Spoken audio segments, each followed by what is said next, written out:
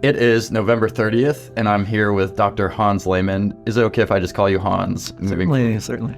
So I usually start by reading a bio, and then I ask you if you have anything to add or subtract from what's written on the bio online, and then we'll go from there. Sound good? Sure. All right.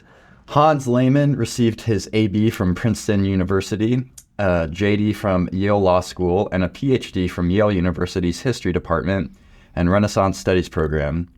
He comes most recently from the Max Planck Institute of Religious and Ethnic Diversity in Göttingen, Germany. Good. Where he worked as a postdoctoral research fellow in the Ethics, Law, and Politics Department.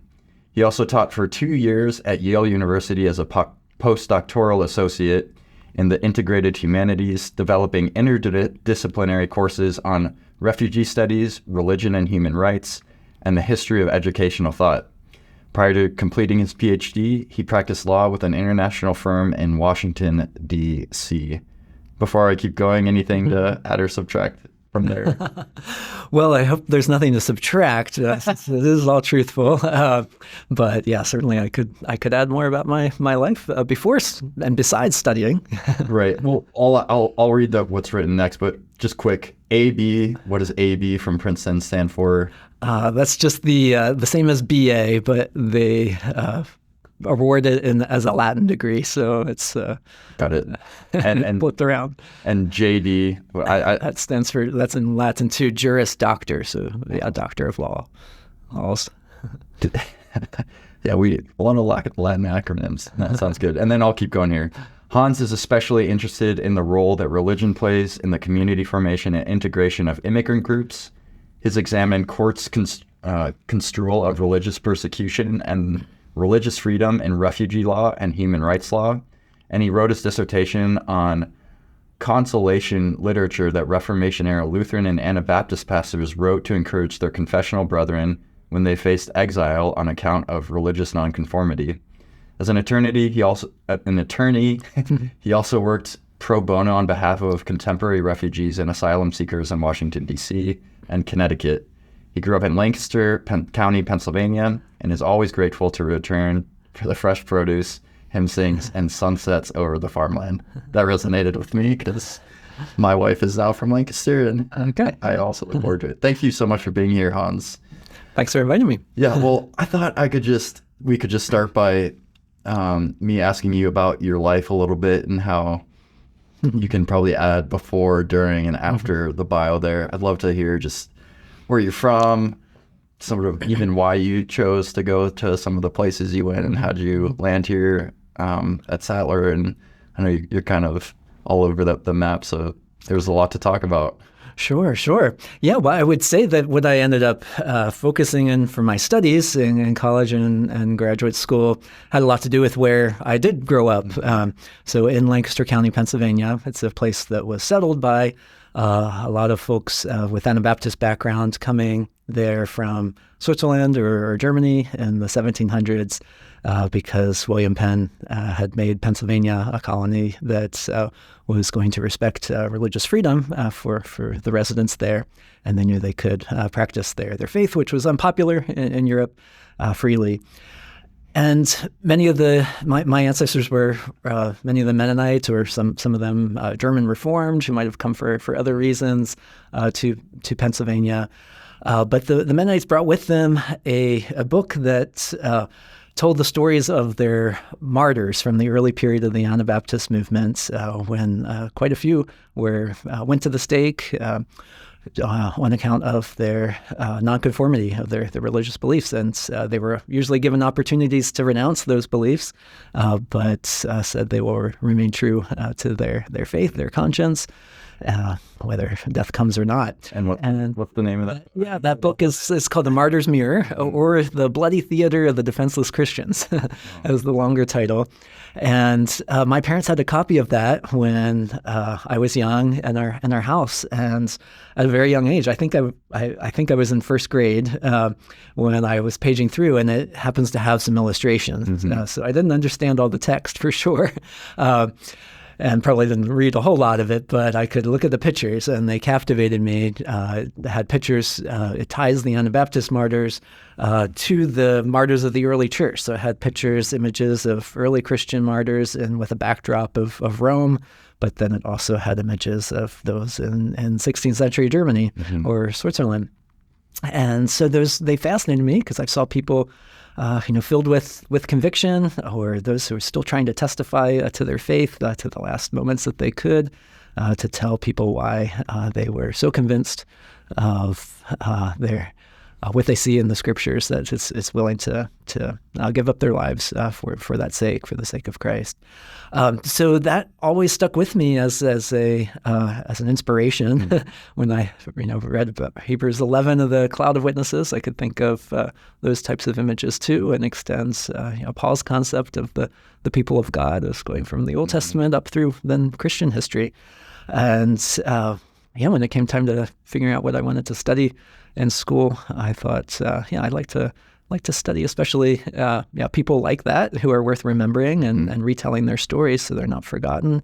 But also then to explore the period in which that book was made and understand the types of people who are trying to compile those stories in their own lifetimes and form a identity for a congregation of believers. So that's why I focused on the Reformation, and I've always been interested in how Christians form community and try to hold it together, despite all kinds of social pressures from outside that would try to make it seem impractical to hold to tight community, such as Christians practice.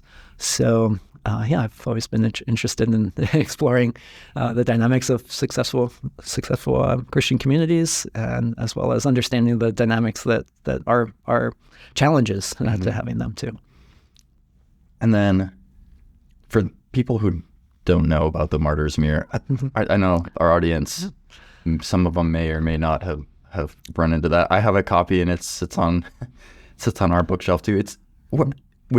What's the best way to get your hands on a copy of the Martyr's Mirror? Is this somewhere online? There is a free edition online, right?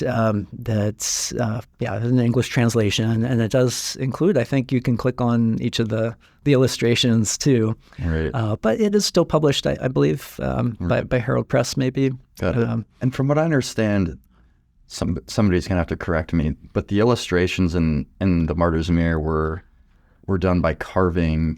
Yeah, copper plate etchings. Right. Yeah, so I don't know how long it takes to make a beautiful etching like that. I imagine a long time, but I believe some of the original copper plates still exist. And every time I open it, I love looking through the illustrations. I mean, the content of them is heart-wrenching, right? But the illustrations I think they're worth looking through themselves. And then the one that I bump into most often is Dirk Willems. Is that a Martyr's Mirror etching? Or he's rescuing a man who's fallen into a frozen river. Right. I think that might be one of the more popular etchings from. Yeah, probably the most. I bumped into it. Most popular. I was just in a businessman's office and it was hanging on the wall in there.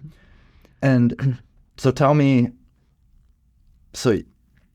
why did you choose Princeton? I'm assuming. Well, Sattler College didn't exist yet. Besides that, right. Yeah, well, it's a good question because I have two older siblings who were definitely influential in my life and people I looked up to and tried to follow in their path often. They both went to Christian colleges, to Messiah College in particular, in Pennsylvania, which was just about an hour from our home. To a school where there would have been plenty of people that they also knew, friends, people, a good number would always go from my high school there. So, it would have been a natural path for me to follow. My brother, by that point, had gone on from Messiah College to law school, and he loved those years of law school and met a lot of interesting people. And he encouraged me when I was a senior to apply to at least one school where the odds of getting admitted are small, and see what happens. And the school that he got a really good impression of from some of the friends he had in law school was Princeton. That he knew a couple who had gone there, and they seemed to say that they loved their college experience more than many other students that he got to know who were at schools that also had a reputation to be especially challenging. And that also happened to be, a school that's not too far from home as well. It was only 2 hours from home. Mm-hmm. So I applied to Princeton, and so just thought, I'd give it a shot, but also applied to Messiah and other schools that I thought were more likely. But they have early decision as a possibility for the admissions. So technically, if you're admitted under that, then you're expected to come. You're kind of obligating yourself to come. Right. And I had applied, to Princeton first, then through that program, and didn't expect to get in.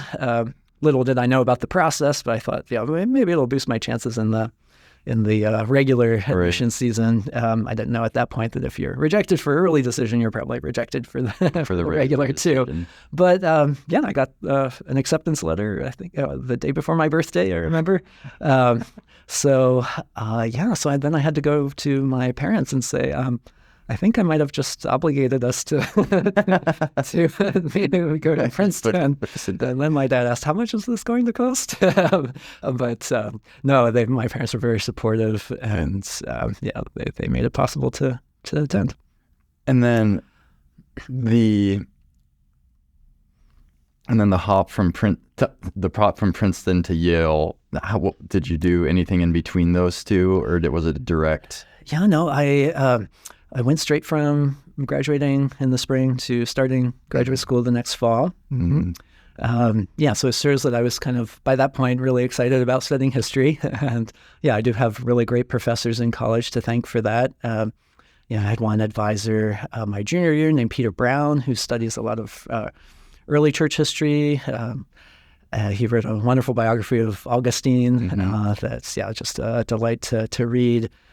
And then I had another advisor named Anthony Grafton for my senior project, my senior thesis. And so they were both very helpful in helping me prepare, for applications, straight away.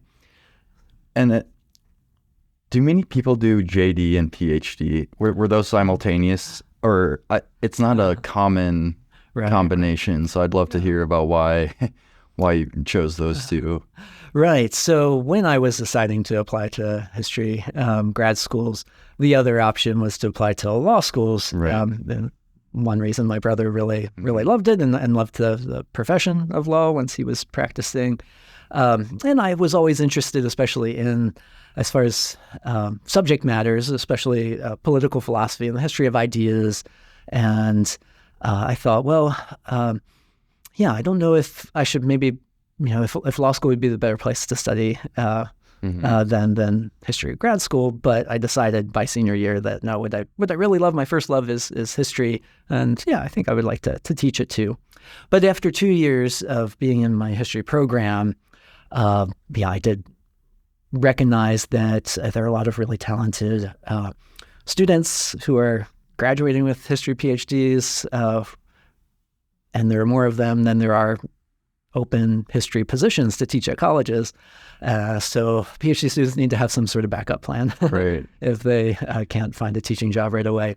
So I thought, on the practical side, I should have a plan B. Right. But also, to fuse it with my history studies, I also came back to my strong interest in political philosophy, and I was also doing a project for one of my classes that brought me into legal history, and I was really enjoying that. So I thought, maybe law school will be a good fusion of pairing that with my PhD. It'll actually be something that prepares me well to teach on a broader spectrum of subjects. So I did go into practice after law school, for a number of reasons. One, just to see what the profession is like, of course, but I still, always thought of myself as probably enjoying teaching the most. And after a couple of years of practice, which I did immensely enjoy, I had a wonderful law firm to practice at. I did decide, at the same time as deciding to get married, that to a current PhD student, that would be a good transition point to head back and finish the dissertation, and kind of put my eggs in the history basket. How long was it, the PhD? I'm just curious. So studying European history involves learning languages. So a typical, I think an ideal path would typically be 7 years. It took me 8 to do the history PhD side of things. 8 years. Yeah. Is that 8 years of grueling work, or is it sort of elongated? I'm just curious what life looks like during those years. Most PhD programs, at least in the humanities, they start with 2 years of coursework. So you're taking classes like you would in college. Then your third year, you study for what they call comprehensive exams.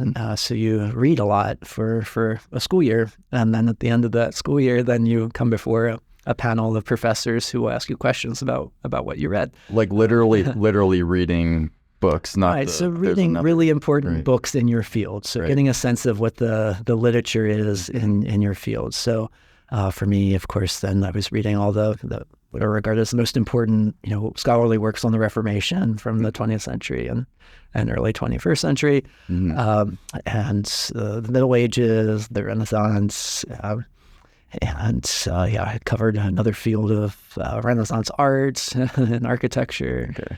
So things that would all help to be able to respond to students' questions when the time comes when the student asks you, for a good reading list when they're trying to write a paper, that you'd have, a good store in your memory of classic works to recommend to students. Okay. Well, going to take a little bit of a turn here. I know a lot of people, a lot of Christians in particular, are interested in refugee work, work with asylum seekers, and it feels like a really big world right now. Would you mind just talking a little bit about your interest in that field and what you did in your work as an attorney, and then maybe even any advice to your average person that's interested in those issues, and what you would recommend them reading or preparing for, or just positioning themselves in general to help out?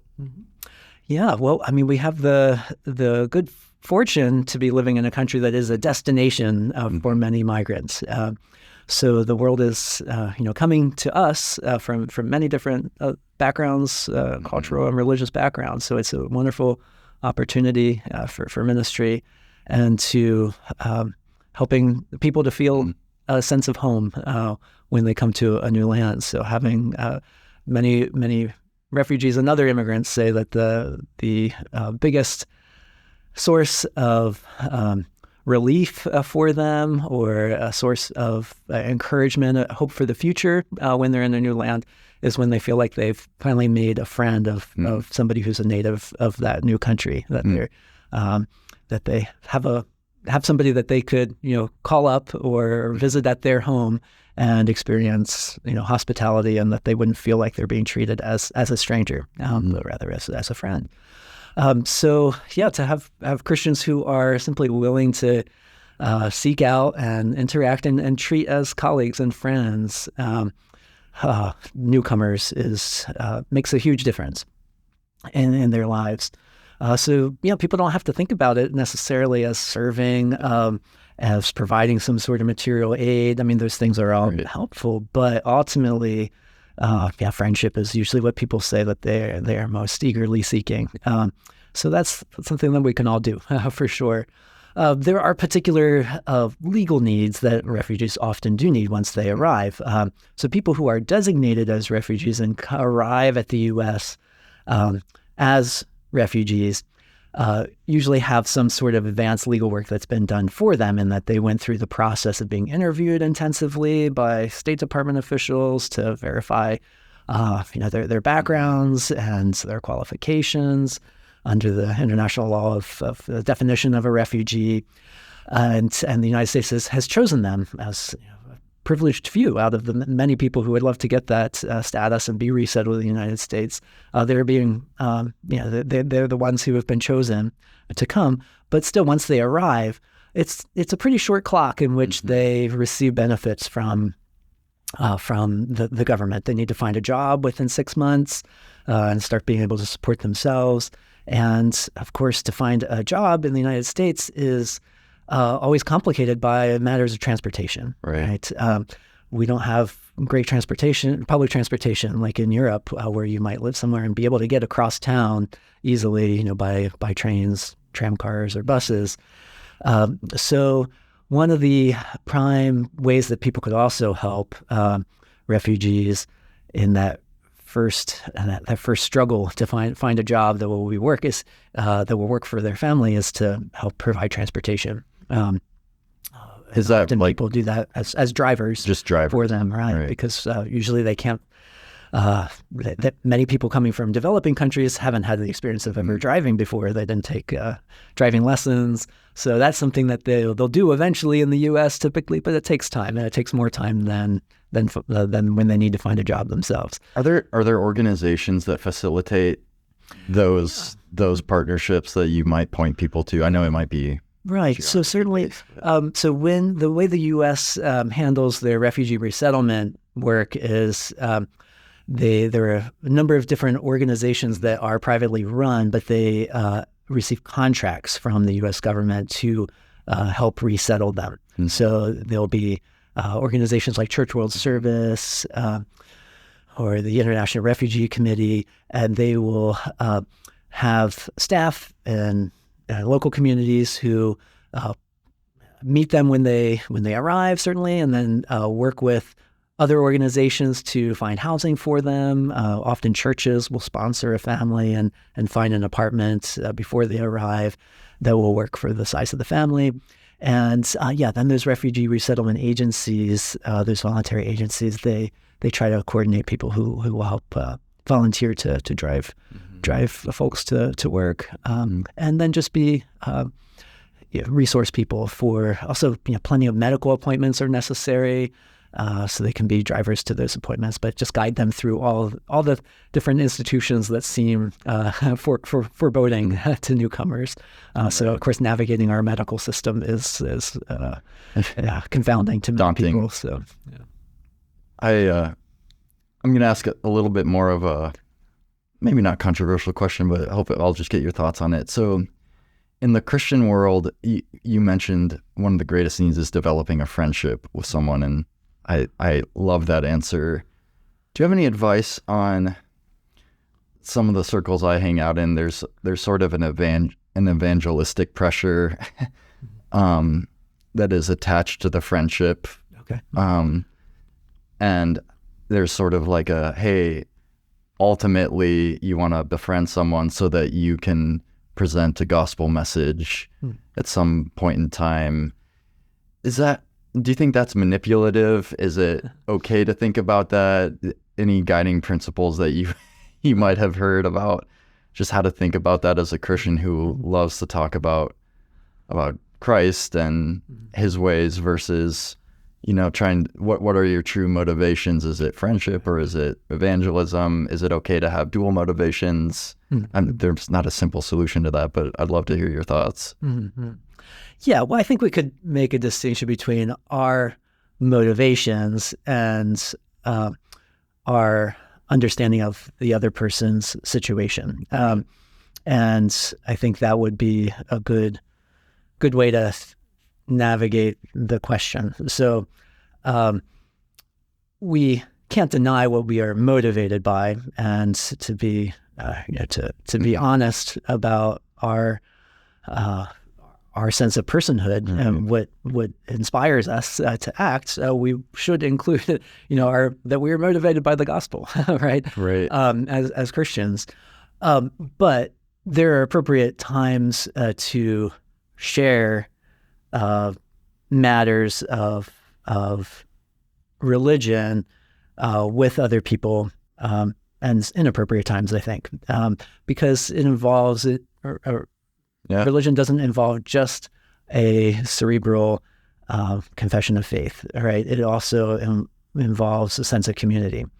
And we want to be able to talk about how, when we share our faith, how it makes a difference in how we live out our lives, that we have a relationship with God that we've gained by placing faith in Christ's redemption of us, but it also has a horizontal dimension too, that we share it with other people, and that it draws us into community of investment with other people who believe likewise, and that we want to encourage their faith and discipleship too. So inviting somebody into that relationship with God is also, we have to be aware of what it means culturally for them, right? And the community that they would be surrounded by too. And I think it would be to invite somebody into that in a moment when they are especially vulnerable, right, and at a loss of their of the community that they have treasured in their lives so far, and that helped to form them and gave them a sense of identity. To seize upon a moment that they're especially vulnerable and feeling a loss of that when they've migrated from their home culture, right, to an American one. I think that would not be the right timing to present the full, right, full gospel message. But we live out the gospel through our love of neighbor. So if you're driving someone to work, don't give them the gospel presentation if they don't take it, close the door on them. I'm just kidding. But certainly there are plenty of people who migrate, out of discontentment with their current situation too. Some people might have become refugees on account of their, nonconformity, that they've maybe fled their family circumstance because they want to be, they're curious about a new faith, right? Mm-hmm. Maybe they are curious about Christianity. And so there might be instances when you as a driver then encounter, you're talking and a recently migrated person, will ask questions about what motivates you, right? Then of course that would be, appropriate. It shows their curiosity. Mm-hmm. But I would say that, it's something that we would get a sense of when is a good opportunity, only after we've established a sufficiently deep relationship with the other person. So so I think the friendship would need to come first. I actually really, that was really helpful. And do you have any other thoughts on appropriate versus inappropriate circumstances? I know any other analogies or examples that come to your mind? I'm just curious. If not, I think that.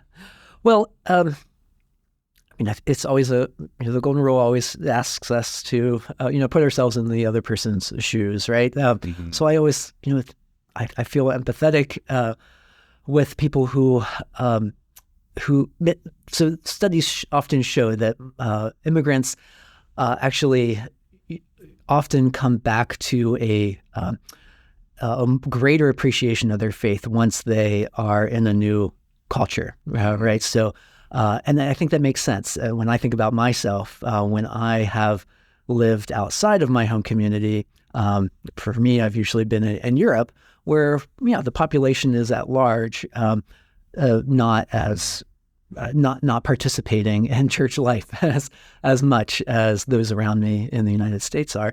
That I sense that and feel that I'm in a minority, right? So I can identify with somebody who might be coming from a cultural background or from a faith that's different than than the Christianity that's predominant in the United States, right? And so I can, from my experience being abroad, that I kind of know what they might be going through, recognizing, okay, I'm a minority now. And when I've been in Europe, it's very refreshing for me devotionally in that it does cause me to be more contemplative. I'm not as typically as, I don't have as many people to talk with. I don't have as many friends there as I do here. So then I have more time to engage in devotional practices. And many people might very well be doing that with their faith. So a Muslim person or a Hindu person, they might be appreciating more and more, now that they're a minority in America, appreciating more about their faith and reflecting more upon that. So if we can kind of expect that they might be going through that greater and greater appreciation of their faith, it might be interesting as a conversation to talk about, what has been formative for us. When have we also come to a greater appreciation of our faith, of Christianity? What moments did we feel like it wasn't as guiding us as intently day to day? And then when did we come back to make it more of a guide for us day to day? And that might be cause for them to examine, how they're relating to their faith at the moment, and admire something about your faith. Yeah. Right.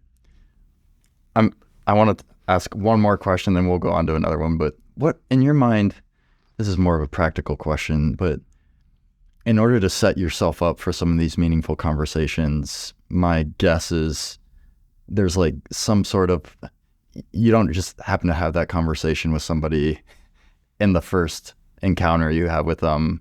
And so what are some simple, like, cross-cultural bridges that allow for cross-cultural friendships?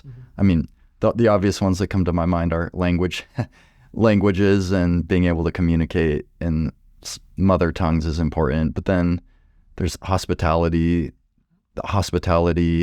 tricks and tips. Do you have anything that you found in your own life that sort of helps bridge some of the cultural gaps that might exist that you kind of can find common ground in? Yeah, well, certainly people, are really appreciative when you show an interest in their culture, right? And the history of the people that they're coming from, the country that they're coming from. So this is actually a motivating point for me to study and teach history, and that, I hope that most of our students at Sattler come away with a sense of confidence that when they meet somebody from a different culture, that they have an idea of how they could relate to them. They have a broad enough knowledge of different cultures that they have a few conversational items that they could talk about, that they would, a leader in the person's home country and in its history, that you could say something about them, and people will typically be very impressed, right? They don't expect Americans to know much about history. The capital city, a capital city can go a long way. Yeah. Yeah. But, so just, doing enough study, to show that you understand some of the, big social changes that their home country went through. Of course, to understand the dynamics that might have caused them to have left their home country, of course, would be especially appreciated. Especially when you're dealing with refugees, many have gone through traumatic circumstances that they usually, when they're identified as refugees and resettled in the United States, they have spent a good number of years in a refugee camp already. So they fled their home region, found safety at a UN-administered refugee camp, and then had a long period of waiting there. Right. Sometimes, the camps are not incredibly desirable places to live long term. So they fled something, that compelled them to leave and head there for sure to seek safety. So they were fleeing violence. But then the refugee camps can also be very difficult places where there sometimes is violence. When you gather a lot of people who have experienced traumatic circumstances, and they get frustrated with just being stuck in one location for a while. There can be a lot of difficulties that they've gone through recently. So they might not want to talk about that. Like, they're happy to, put that behind them for a while. Eventually, maybe after years, they would want to tell their story, right? Be able, but they might love to talk more about, what are the underlying political circumstances that led to the strife that they ended up fleeing from, or what are some of the solutions they would have in mind? What would they love to see change in their home country in order to restore peace to their land, make it possible for them to go back, right? So I think people appreciate that type of engagement. So that takes a little work there, scholarly work, you might say, or reading. But on a more impromptu basis, certainly people love to talk about their food. So hospitality gives you that opportunity. You might serve well, you know how to cook, right? But you can talk about, then traditions, things that you associate with your foods when you're hosting somebody, and then ask them about the types of foods that they might associate with various traditions. And then that conversation would lead to, what are the main holidays or festivals that have given you a sense of family and community. And then it can lead from that to learning more about indeed their family members, some of which might not be with them right anymore, or what they appreciated about their home communities, and what they're experiencing that's different here in the U.S. Right. Then once you hear what they know is different or what they're struggling with, then you have a better sense of how you can be of assistance. Well, I guess that presents a really compelling reason to study history. to be able to connect with people from different cultures. And I guess this will lead me into just talking about you said you enjoy teaching and you enjoy the classroom. I'd love to hear about what are some of the classes that you have taught in the past, teach now, and is there one that has your heart or that you're more passionate about than others in any form or any capacity? Well, I have been the main faculty member who crafted the curriculum for our 3-course sequence of humanities classes that take students from ancient Greece to the cusp of the 20th century, just reading great texts that have been especially influential in Western civilization. So we don't spend time reading history books about ancient Greece, ancient Rome, about the Middle Ages, the Renaissance, and Reformation, but we just simply read the writings of authors who have written some of the texts that had the most influence in their day, or have had the most influence over time, over centuries. And of course, love engaging with those texts because they pose timeless questions, ones that have been studied at universities for centuries, of course, and ones that still present questions that we all, I think all college students come into school grappling with, and usually we don't have satisfactory answers that we can come to within our class time, but they provide issues that students can know that they can continue to grapple with, and start filling in holes that they sense from those classes as they take more and more classes in their upperclassmen years at the college, that they have a good number of reference points. They can start to fit in when they read a 20th century theologian. They can say, oh, okay, well, I can see where he's influenced by these reformers, or I can see where he's going back to something that we saw in early church theologians or medieval theologians, and trying to revive something they appreciated about church life in the past. Or I can see where this person is even in the 20th century is kind of reviving Stoicism or other ancient sets of of value systems. So I wanted to link this. I think there's a humanities reading list on our website that goes, I think it's probably pretty fresh, and it has a list of some of the works that people go through, and that is a 3-course series. Mm-hmm. And when I feel like the list is pretty long. Do students make their way through all these books here while they're here, or excerpts of them? Yes, all those authors on the page that you can see at the Sattler Humanities. We should link this page are ones that we read. Not all of them do we read the entire works. Many of them we have to be content with excerpts. But I try to give. We do read usually lengthy excerpts, ones that are at least 25 to 50 pages, so we get a good sense of the substance of the author's argument. And so, is there there's a long list here, so I can't go through all of them, but is there a particular work on this list that students tend to kind of gravitate more, like light up and engage with more than others? Some of them I know are important, but thick to work through. I had to work through Thucydides in my undergrad and things and it's some of the texts are harder to engage with, but maybe I'm just asking, where do you, on this list, where would you start if you are a certain audience member not engaged in the humanities? That's a hard question. Students really enjoy our first reading, although I don't know if that's where I would say guide people to immediately. But we start out the course on the ancient world reading the Odyssey by Homer. So we only have time for one of the two great epics by Homer, and so we chose Odyssey because it's a story of homecoming.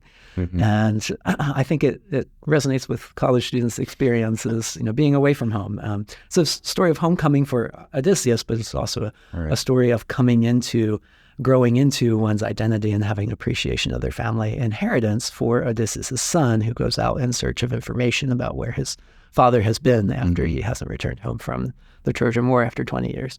So that's Telemachus. So I think college students can see themselves through Telemachus's journey of self-discovery as they go away from home, but then also start to appreciate, what they desire for flourishing home life too, that Odysseus is longing for in the meantime. So students really enjoy. They usually say, "I enjoyed this a lot more than I expected." True or false, Graham? True. Thanks. I give fact check. Okay. No, sorry. And certainly that has to do with it is a great tale. I mean, it wouldn't have lasted. It was recopied. We have more copies from the ancient world of the Odyssey than any other text, as I understand. So it was popular back then. That people invested in the handwritten recopying of it, so we have more manuscripts of it than other texts. But it's resonated down through the centuries too, and many Christians have found ways to treat some of the stories in it as good illustrations of Christian fortitude as well. Even if Odysseus certainly has character traits that would not be part of the same Christian ethical paradigm. So you don't have to sell me on this, Hans, but can you try to make the case to why? So this is part of our core. Every single student is going through these humanities classes. Why should every student go through these, whether you're biology, business, computer science, history, biblical and religious studies? What's the idea behind everyone taking these and reading these? And Yes, well, I think of it as the syllabus for these three courses as providing a basis for cultural reference points that students will, as they go forward in life, when they're reading an op-ed in a newspaper or magazine articles, that they will be able to fit in what the author of that article is saying with a sense of comparison to what some of the main philosophies that have been out there since ancient times. They'll be able to fit them in and compare them well, but also simply be able to know what many words that the authors are using, what they mean, right? There are all kinds of characters from literature that authors will simply throw out, and they expect an educated populace to know what that's referring to. And that's happened because ever since the Renaissance, there's been kind of a canon of great literature that people look back to and said these are great texts, and that an educated person would have some familiarity with them. And they continue to be taught at universities. So there's a lot of assumptions that goes that writers make about the general American audience, that they would know reference points from the text that we're reading. And then I'll try to sell Sattler here a little bit more. When I'm talking to students about why Sattler versus other schools, we only have 5 majors, and so a lot of students sort of want to specialize in something that we might not offer. And I often talk about, hey, you could have the opportunity to choose one of our 5 majors and then go specialize later in a sort of at the graduate level. Would you say that that's decent advice given our liberal arts approach to education? I know it's kind of a hard. seen more and more studies come out in the past number of years Right. looking at successful leaders in American life. So it's looking at CEOs or people who have distinguished themselves in the sciences, ultimately, or leaders in public life. And they keep finding out that many of them had studied something quite broad at the college level. And even if they went into the sciences later on, many actually had started in a humanities field. And it's surprising, but yeah, especially in the business field, that you might have plenty of business majors Right. at the middle management level, but that there's something about those who are promoted into leadership positions that they have some sort of emotional quotient of an ability to relate to other people, to be empathetic and Right. in meetings that might come from their study of great literature and thinking about why people make decisions that they do in their life, to think empathetically about them. That feels like history introduced to students to start that kind of skill set. So so I think of these humanities classes as being as having a place in the core to help create well-rounded students in general. So even if we do want them to graduate with, if they're a computer science major, that they do have a Right. skill set that is appreciated by companies that need computer science, experts, that they will fulfill those expectations, right? That they will be useful for their future employers, but that they will still have the emotional skill sets that come from studying other fields as well. And that vice versa, that we have a couple, classes that are required of humanities students, that they will practice some Right. quantitative skills, right? And that they will be well-rounded enough to be able to think critically about, statistics that they might be reading in newspapers or magazine articles, that they would be alert to ways that statistics can mislead, right? And that they can do some hard math or have sufficient knowledge of cell biology to sort through the incredible amount of medical claims and studies that are marketed these days. Yeah, and I wanted to, what you were just talking about reminds me of an article you sent me about the benefits of having the same teachers who are with students over multiple years. It's sort of a tangent. So there was an article, I think it was in the New York Times you sent me, about this topic. And it's something that I didn't have at undergrad. I only ever had, I had a couple teachers repeated, but it was a very odd thing because there was a big institution. And so sometimes you have students, they're freshman, sophomore, junior, and senior years. I think that's right. Yeah. And can you tell me about some of the benefits there that you might see, and that other people are writing about now as well? Yes. So the op-ed that you're referring to that was written by Adam Grant, a professor at University of Pennsylvania, who's just a very creative guy. He comes up with a lot of good studies to test out that seem to be mainly interested in our educational development. They usually have some sort of relationship to what would end up being effective education. And one of the things that resonated when I read that article is that I at Sattler have had the privilege to be able to walk with students, from freshman year to senior year, and so was with them when they were, younger students and just learning more advanced writing skills and having to write longer form essays than asked of them in high school, as we do at the college level. So I'm able to see, what some of their inclinations are in writing, and give them initial advice, and then to be able to see if they're implementing it, not just in that first course, but then I'm able to, I can see kind of writing quirks, you might say, that fit certain students' personalities, or and it's just kind of be alert to that. I can expect to see some of them, but I can also start to see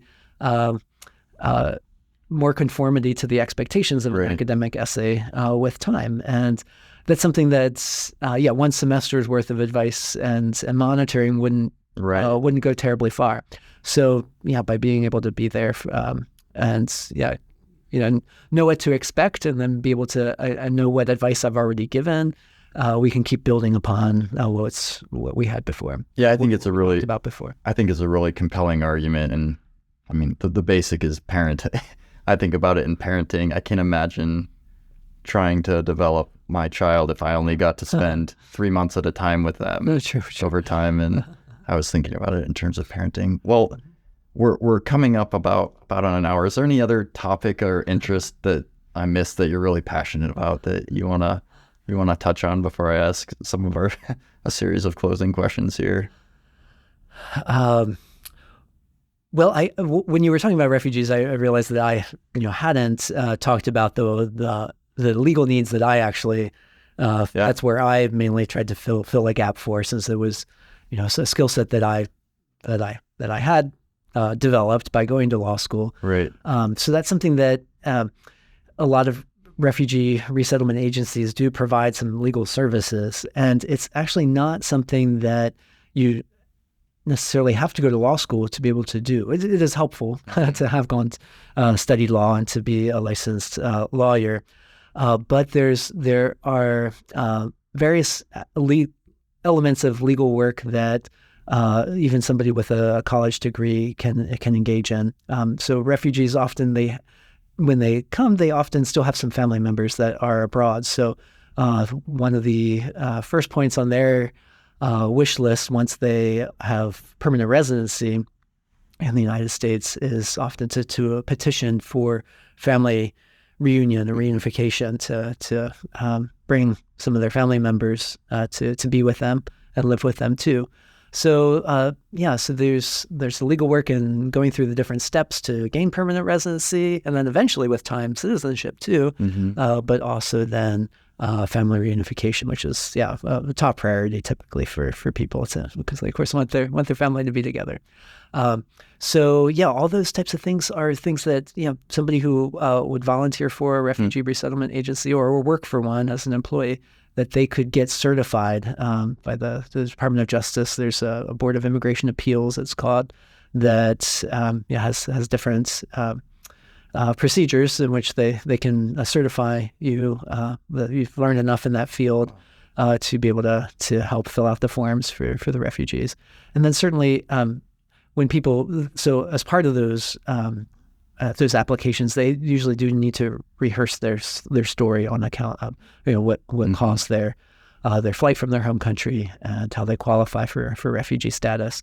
So that often also requires help from translators to be able to go through in detail their story and also the story of the family members that still need to come. So translation capabilities are also of high need and high value. So of course that's also a reason for Christians to learn modern languages.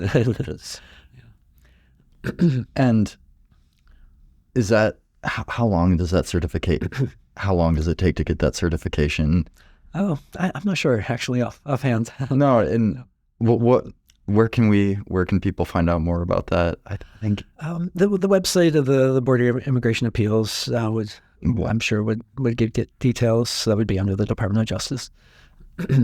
And are there any? And if you get connected to a refugee resettlement agency, they might have some of those resources as well to point you to. Yeah, and they would have staff who've already been through that process, right?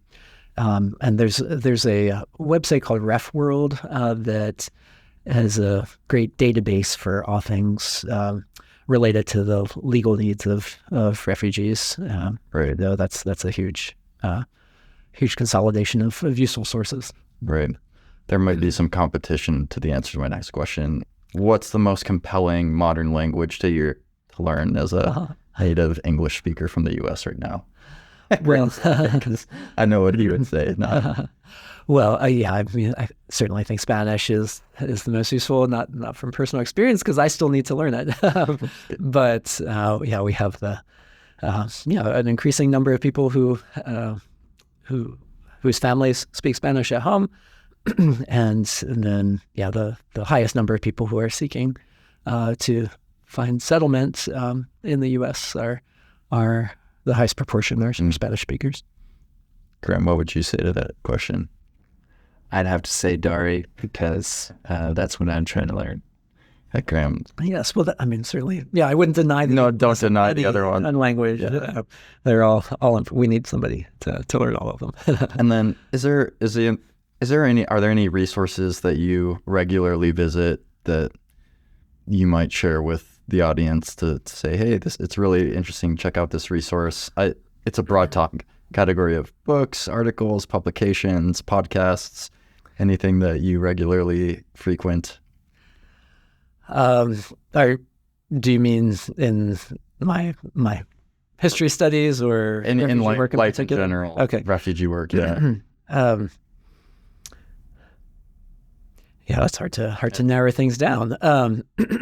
Well, I would say I've got a couple different publications that I especially like to look at when I have some free time that do often give me good ideas for teaching and for thinking about, say, the Western canon. So First Things is a great journal that has a strong interest in maintaining what you might say is the prominence of traditional Christian morality in American society and Western society at large, and so they're interested in reflecting upon classic texts and what we can still learn from them. Then there's Plow magazine that I really love that's produced by the Bruderhof that will bring in plenty more devotional literature that I appreciate and remind me of wonderful texts that I might have read in my younger years, but haven't read recently, and give cause to reflect upon them again, and cover all kinds of important ethical issues that Christians need to mull over and challenge ourselves with. So those are my two top magazine recommendations. So I think for my history studies and preparing myself to be a teacher of different historical topics in general, I actually find it very useful to read the most respected history journals of the field. So there's a great number of them, but they would often be in the databases that our students have access to as college students. But for my field in particular, I focus on the Reformation for my dissertation and my Ph.D. work in general. So the 16th Century Journal focuses on that period, and that's one I try to keep up with. And then there's a journal on Reformation studies that's it's published by Germans, so it's got a German name, but it's the Archive for Reformation History. And is it published in German? Some articles are in German, some are in English. So those are two important journals that I try to keep up with. But then there's plenty of other journals that are published by like the American Historical Association or their magazine that give good tips for just teaching about history. And we'll also include important kind of path-breaking articles in various fields, not just American history. Great. And do you give books to people? I feel like that's a classic podcast. What's one of the books that you have most gifted to people? And that's the classic podcast. Okay, this might be surprising. I think I do know the book that I probably have bought for people most often, and that's Augustine's Confession, which is on our syllabus in the humanities classes. And I really think it was life-changing for me to read that book, and I think a lot of people have an emotional reaction to reading it, because you have an example of a early Christian theologian who's quite distant from us, culturally, right? He's got very different circumstances, but there's so much that still resonates with the longings that we have as we come into our teenage years, and then trying to sort out what direction to go in life professionally. And Augustine made those decisions at that stage of life apart from Christ. Wasn't incorporating advice and wisdom he got from his mother, who was a Christian at that point. But then realizes still at a young enough age, as a youngish adult, the wisdom of what his mother taught him, and has a homecoming of his own, you might say, and accepts Christ as his Savior, and then is readily welcomed into church leadership positions as people notice the talents that he had forged. So it's a story of redeeming lost time in some ways, but also putting to use the things that we can use, that we learn. Even when we might not have had God as our goal for them, but then God making use of them in the end. So it's like the story of my life. So I think it's a great we don't have people usually find that reading biographies is their it's the type of history that they find most useful, because you can kind of pattern your life after decisions that you see other people making that you admire. But then an autobiography takes it to a new level where you can see the individual person writing about their own struggles, first person, and when they relate to you emotionally, then it's not just about what can I do to be successful and emulate somebody in that regard, but what can I do to be a better person and feel like a wholer person as we look at the struggles that other people might have had internally. Okay, I kind of want to ask what number 2 would be now. Is there another one that comes to the top of your mind? Because that one came quick. Let's see. I'm not. I can't think of what I've given more often, but I really like Tolstoy as an author, and so I know I've given some books by Tolstoy away. Like usually his, again, more the autobiographical kinds of works. Like he's got one that's called Confessions about himself, but then there's some short stories that I think are a little bit closer to home as far as things that he went through, as he also went from kind of having a profligate youth to a man of greater spiritual intensity and discernment. And then I usually finish out with a question. Do you have any other passion projects that you're working on that I missed? It can span from hobbies to other passions that we might not know about. Well, I have 3 kids now, so most of my hobbies revolve around their interests. And surprisingly, I wasn't a very athletic child by any means. My parents made me play Little League soccer for a year or two, and Pursue and do it. but I was more interested in music, and always loved being part of choirs. Or helping to the church life through music. So that's always been my kind of side, my extracurricular. At any schools I was at, that I was usually part of some sort of a singing group. And I learned how to play piano at a young age, so I enjoy sitting down and doing that. So my children are learning music, but what they love more to spend their time on is sports. And so they've gotten me more into outside, set the books down and kick soccer ball with them, or have them team up against me. So my hobbies are my children. No, I resonate with that. Well, thanks so much for joining us. I learned a lot, and if if you want to follow your work, I think you can find Hans's info on our website and things like that. Any other way to sort of find what you've done, or do you have an online presence at all? I don't know. No, not much. I'm kind of averse. I understand. Social media. I'm the same. I'm in the same place. And for our audience, Graham, you'll have to help with any other announcements, but we did now announce the entrustment is live. It went on our website yesterday, where every single student gets a fully funded offer to come to Sattler, at least for tuition. We're still charging for room and board. And Hans, I want to praise you for that. You actually sent an original email that pointed me in I think a really digestible way to go about thinking about that. So thank you for that. That launches 2024, January 2024.